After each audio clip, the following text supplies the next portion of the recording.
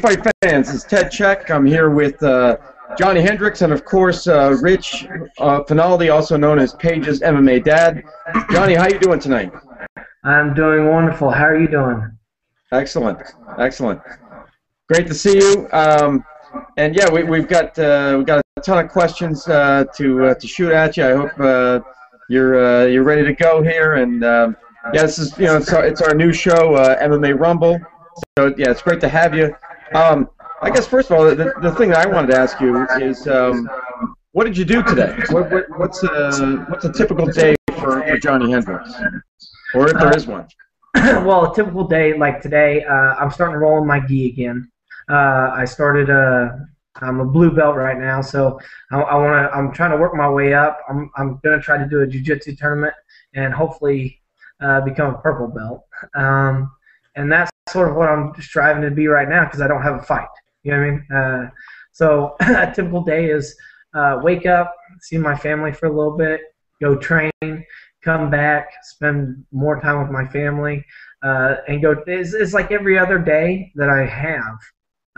Nothing ever really changes. It's just the intensity of every workout that I do is a little bit easier. Mm-hmm. Well, I was just reading that Dana White was quoted as saying that you and GSP are going to fight, and I believe his word was soon. The word that he stressed was soon, possibly in August. Have you heard similar things from the UFC brass? Everything I've heard is from hearsay. You know what I mean? I know Dana White says that. He said soon. But I'm not going to get excited until I see the contract in front of me. That's really what it boils down to is I want to see that bout agreement, and I want to see it saying, I'm fighting GSP. I don't care if it's soon. I don't care if it's in August. I don't care if it's in September. I just want to fight him. You know what I mean? That's all I care about. Sounds good. Johnny, I have a question. I've been thinking about this all day as my lead question for you. Ever since you knocked out Fitch in 12 seconds, it's been pretty much an uncertainty of future, no quick contract signed. Then I seen you in person against Koscheck. After that, Campman, unbelievable. Now Condit. It's like, how has your focus changed or stayed the same in knowing, first it was the uncertainty about the title shot. Now you got the title shot. You don't know who you're fighting, GSP. Is he having the super fight? Is he not? How has this all hit you, and how have you settled in to your focus and preparation for the future, for this title shot, whoever it's going to be? What happened was the thing that... Ooh. Yeah, it gets bad every now and then. Yeah, you hear that static? Yeah. Rich, do you hear that static? Yes, I do, but I can't hear anything. There we go. It's bad. But, well, I guess I'll just sort of try to answer the question. The thing that keeps me motivated is they're in their sleeping right now. You know what I mean? My 2 daughters and my wife. You know what I mean? That's all the motivation I need. I like them getting what they want, and I know I have a chance to provide that to them. So that's really what I'm trying to do is every day I know I have to work out so hard to be able to reach them. You know what I mean? Reach that goal. And I've reached the top in wrestling, and I know what kind of dedication that took to get there. And that's pretty much all I'm doing is saying, all right, it's no different than a national title. You've got to get through a lot of tough guys to reach the national title. And that's sort of what I'm doing now is just saying, you know what, I'm gonna reach it. How do I reach it? I know how to go out there and you train as hard as you can. Once you know who you're wrestling or fighting against, you put all your focus and energy into that.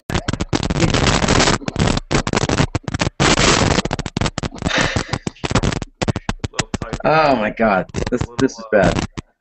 Johnny, we apologize for all this interference. We're looking for a new platform here, aren't we, Rich? Hey, no worries. Clearly, it's not working. I guess we're just trying to keep going as best we can.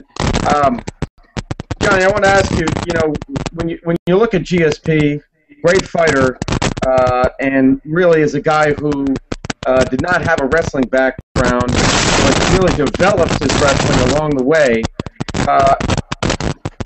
Is that something that you are going to train for? Are you going to train for GSP wrestling? Are you going to work on your sprawls just in case this guy does take you down? And are you going to work on your Brazilian Jiu-Jitsu off your back just in case he takes you down?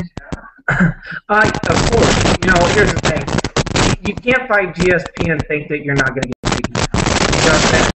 You got to know that at any given moment, something's going to happen. You're going to end up on your back.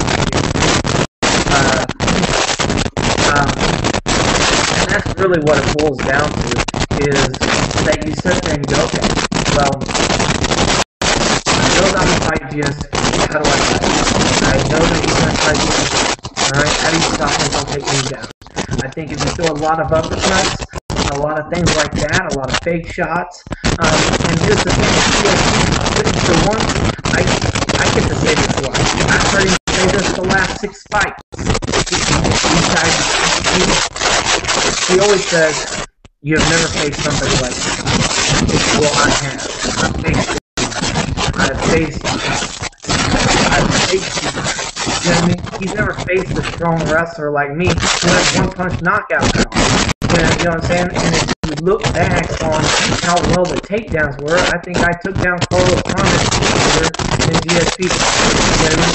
I can't say that for sure. That's the way it looks. So that's really what, you know, that's something that I know is in the back of his mind. Is that, for one, right now, 205, you know, stronger than I did at 220. I'm lifting weights again. I'm getting bigger. I'm getting stronger. That's what my diet guy, Mike Bolte, wants. And so I'm actually starting to become what I want to become, and that is a guy who is at 205, not fat, but strong. Just a strong individual, and that's really what I'm trying to get to, and that's going to play a lot of. That's going to add a lot of things to that. That's going to help my wrestling. That's going to help my punching power. You know, and it's also going to help my jiu-jitsu stuff out. And that's really what I'm trying to do right now, is enjoy those kind of things and just get stronger. You know, nothing ever comes wrong with getting stronger.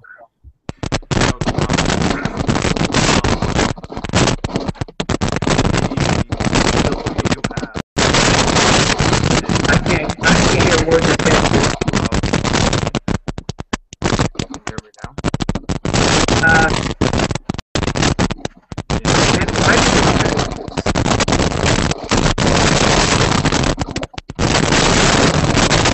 No. Johnny, I can hear you. Can you hear me? I can hear you. I just can't hear Rich. Can you hear me now? Oh, hey, the thing went away. Yeah, can you hear me now? You can hear me now, John? There you go. Good Lord. But well, my thing is, GSP hasn't faced anybody like you. The way he wins his fights, John, in his efficient fashion, jab, takedown, very efficient. He can't, I don't think he could go that way with you, because you're going to force him. He's going to have to raise his level of game against you, because I don't think that his style fight, he's not going to be able to get away with that with you, because not only do you have one-punch knockout power like Koscheck does, and some other fighters he's faced, but you set it up, and you're deceptive, of course, with your closings. He would really, I think, have to reinvent himself to go against you, because you're going to constantly come forward in a way that I don't think he's been used to before, you know? And that's it. You know, it's easy to sit there and on the sidelines and go, man, he can close the distance quick, but it's different to see the guy 3 foot away from you, and then all of a sudden he's right in your face. You know what I'm saying? Even with, I watched Condit fight many times, and I was like, you know what? I want to fight somebody like him. I do. And I thought that I was going to have, I thought I was going to do a lot better than I did, but certain things happen in fights and change the variables. You know what I mean? And that's something that I learned about myself, but also I can improve on. You know what I'm saying? And that's something I don't think he's ready for. Even though somebody can sit here and say, oh, he can do this, he can do that, it's totally different whenever you're locked in that octagon and he does it right in front of your face for the very first time. Exactly. And it's different. He could have every sparring partner in the world. It's not the same as being in that octagon. But one quick question. Is your hand healed up 100%? Yeah. What happened was whenever I got it caught in the cages, I actually, if you see right here, there's a line right here. I think that's what I fractured. I fractured that, and I think I fractured like this pinky right here. Whenever it got racked in the cage, so I went all the way down. And what happened was I know I dislocated him, and whenever I punched him, I sort of knocked all my joints back into place. And that's whenever I thought that I broke my hand. You know what I mean? Because I don't know if you've ever done that, but whenever they pop, it feels sort of like a bone break. And in that sort of aspect, you're not thinking, oh, I relocated my fingers. You're thinking, oh, the automatic thing is to think the worst case scenario. Oh no, I broke my hand. And so that's why we sort of changed up the game plan, and that's why I started going for more takedowns. Yeah, I kind of know what that means. In football one time I ruptured a tendon in my finger and I couldn't straighten it out. And I was like, I can't straighten my finger out. But anyway, that's good though. I mean, you're sparring 100% and everything, and that's good. That's good. Yeah, I've been sparring for about 3 weeks now. I haven't been sparring. All I've been doing is hitting mitts and doing jiu-jitsu. I haven't done anything live yet. I sort of want to brush back on some techniques. You know what I'm saying? Make myself a little bit better because, in that Condit fight, I think I know I did, and I'm pretty sure the world did too, is I used that left hand way too much. You know what I'm saying? I did. And there's no shame about it. But now that I'm actually striking, man, I'm telling you, my hands are like, my right hand, my boxing coach says I hit harder with my right hand. You know what I mean? And now I'm starting to believe in it. I'm starting to believe in it. And he every time he holds pads, he's like, he constantly tells me, dude, you got to fire that right hand. And I just, for some reason, I fell in love with that left hand, and that's something that I'm going to change in this next fight, is that I'm going to set on all my punches, and I want to use all my punches, and I'm learning some new stuff too, which is always nice. You know what I mean? I'm still developing. I haven't hit my peak yet, and that's the fun part of it. You know what I mean? I'm sitting here looking at that fight, and I'm like, man, no, I can do so much better. I feel like I can learn so much more, and that's what's making training right now exciting. So, hey, Johnny, I was wondering, since you've probably been wrestling since you were a little kid, but striking, you got into that later. When did you first realize that you had dynamite in your hands? When did you first realize you punched really hard?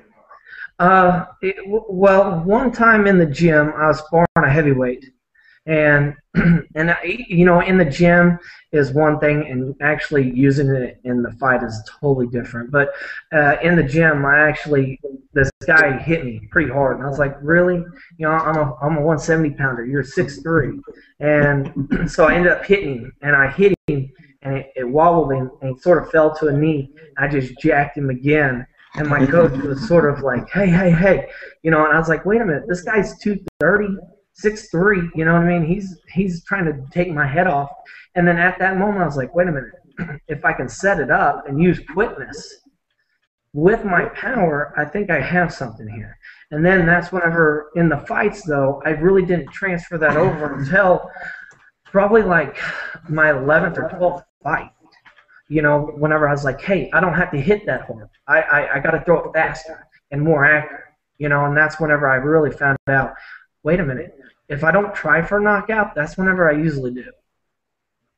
And Ted, to let you know, Ted, when I met Mark Lyman, Steve, and Adrian Ramirez, you know, Johnny's full team tamed down, they told me before I met him that he has heavyweight power, you know, and it's pretty obvious, you know. Right, and I think the other thing that people often say about you, Johnny, is they talk about your closing speed. How quickly you get from being out of range to being right on top of a guy, you know, in order to plant the left hand. How do you develop that? How do you develop that quickness? Or is it just innate? You just have it? I think some of it, you just have it. You know, good Lord bless me with a lot of things, and I think that's one of them. But I also think that's also from wrestling. You know, you gotta hand fight, explode to a leg. You know what I mean? And you got to get to it as fast as you can. Boom. And I think that's really one of the things that helped me, you know, because you always got to close distance, or you've got to move out of distance really quick and have that fast twitch muscle. You know what I'm saying? And I think that's one thing that's, ever since I moved to Texas, my striking or my power has gotten better. And the reason why is because I go to Oklahoma State and wrestle. You know what I mean? I get about 3 weeks of each camp, I get to go up there and train. And with that, I feel my muscles getting stronger like they were in wrestling. I feel my hips, everything's starting to come back into tune to what I'm used to, you know, what I've experienced for 20 years of my life. And I think that's really the best thing I could have ever done. Pretty good. Johnny, do you, and I know Mike Dolce is handling all your diet stuff. Does he have does he have you on a supplement regimen also, because you're burning and so many calories and expending so much energy? Does he have you on a supplement regimen also? No, he doesn't. Everything I eat, because I eat all organic. I eat hog. I eat what I shoot. I eat. You know what I mean? I eat hog. I kill hogs. You know what I mean? I actually need to go kill one. You know, I kill it. I eat it. Deer. I kill it. I eat it. Nobody touches it except for the processor. You know what I mean? And he tells me, hey, how much fat do you want it, and all this kind of stuff. And so I'm getting plenty of nutrients. The only thing I do take is sometimes I do certain supplements, and if I do a lot of vitamins. That's why I'm a firm believer in vitamins. And, you know, my strength and conditioning coach, Adrian, he handles all that from Sand Nutrition. He gets it all from there. And, you know, they really hooked me up with good stuff because, you know, that's another thing, is that I'm not big in muscle milk or any of those type of things. You know what I'm saying? I like to be as natural as I can get. I agree. Hey, Ted, you know, Johnny is like a much, you know, well, I'm the same height as Johnny. I weigh 205, but he's a much, much improved version of me, you know? You know? Well, yeah, definitely. And Johnny, just going back to GSP, what would you say? What's your impression of him as a person? Because you know, he did bring up the whole Czech fight, and you know, I do not think he is worthy to fight me. He did not beat just Czech. I think Czech should have won that fight. You know, how do you feel about that's my GSP impression, by the way. Yeah. But I mean, what do you think of him as an individual, as a person? You know, here's the thing: is I'm not paid to think how he is. You know what I'm saying? You know, he's trying to do something to keep the belt longer. You know what I'm saying? That's the way I look at it. Is and he's, don't get me wrong, he's been a great champion. You know what I mean? But I feel like now it's my time. You know what I mean? And that's pretty much the way that I'm looking at it. Is that I'm learning as I go, and I'm learning to do certain things, and you know, with these kind of aspects, you know, like I was shocked the first time I heard that Nick Diaz was going to get the fight over me. You know, I was infuriated. But you know, I told myself I'd never get shocked like that again. Well, then all of a sudden I hear that he might fight Anderson Silva, and People call me and they're like, "Are you mad?" I was like, "I told you I'd never get shocked over any news ever again." Yeah, I want to fight GSP, but that belt's more important than GSP. You know what I'm saying? I want that belt. I don't care about who has it, who doesn't, or this or that. I just want to bring that thing home. You know what I mean? I want Dana White to put it over around my waist whenever the 5 rounds is over. Yeah, John, I agree with that. I've been reading all these articles on how it doesn't matter. I mean, you want to fight GSP, but your number one goal is that strap around your waist. I mean, it's simple as that. It's very, it makes sense. Yeah. You just sit there and you look at these guys and they're like, oh, I want to fight this guy. Oh, I want to fight that guy. Man, I'll never call. Yes, I'll call out the champion. You know what I mean? Because I think that's what you got to do. If you want to fight the champion, you call him out. But I will never call out anybody else and say, hey, I want to fight you, just because you gotta work your way up to it. Yeah, I've had to call out certain people in my time to help me get to where I'm at now, but it didn't pan out for me. Every time I've called somebody out, it has yet to pan out. So we'll see with this one, and it's just more or less, I just like being in the octagon. It's just something about it. The thrill and the person that I feel like I get to be is, win or lose. I'm just glad that the good Lord's blessed me to be able to get into the octagon, first off, and that we're able to do something that we both love. You know what I'm saying? And that's really my outlook on it is, if you do something you love, you're going to pan out a little bit more. You know what I mean? And so that's pretty much my 2 cents on the MMA world. Yeah. Ted? Well, I guess I did want to ask you one more thing, Johnny. You mentioned that you also train in Oklahoma, but so you train there, and you also train with Team Takedown. That's kind of like your main group of guys that you train with? Yeah, I train full-time in Texas, but I'll venture out. Like this last time I went to Power MMA there in, where is it, Phoenix, Arizona. Okay. I went out there. I've also gone to Marcelo Garcia's. I want to go back out there and train with him. He's phenomenal at jiu-jitsu, and his guys were so open-armed. That's sort of that's what my gym is that whenever we bring in fighters, I want them to feel as much like it's their own gym. That's my whole 2 cents on it. And also, whenever you go and you go train at these other places, that's what the way I felt as well. Yeah, I guess what I was going to ask you also was, we have these some academies where they're just stacked with some of the top guys in the MMA world. Sometimes it works out, sometimes it doesn't. With Team Takedown, it seems like you are probably the most well-known guy, and then there's other fighters that aren't as well-known. But you seem to be okay with that, or seem to be home for you. Yeah, here's the thing is that it's not about, great fighters can produce great fighters. It's entirely right. You know what I'm saying? But if you have good fighters and they're getting to train with me, there's ways to work around, that elite setting. You know what I mean?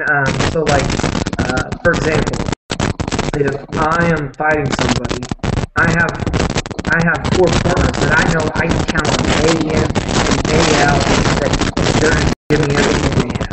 But see, at a gym where I used to train, like in other places, that you might walk in there, even though they have a stacked house, just because I have a fight, they might have a fight too. So they're stealing partners from me, and they're doing this. And that's one thing that my gym is that whenever you walk in, everybody everybody's equal. You know what I'm saying? And whenever you go in there, if it's your fight, and I don't have a fight, I'm gonna train. I'm gonna get after you like you got after me. I'm gonna try to make you better. You know what I'm saying? And also, that's the same thing that I want from them. Whenever it comes time for them to put out that effort, I know they're gonna do it, and I know I can count on them day in and day out. Where, like you said, these stacked houses, there might be 3 people that are fighting, and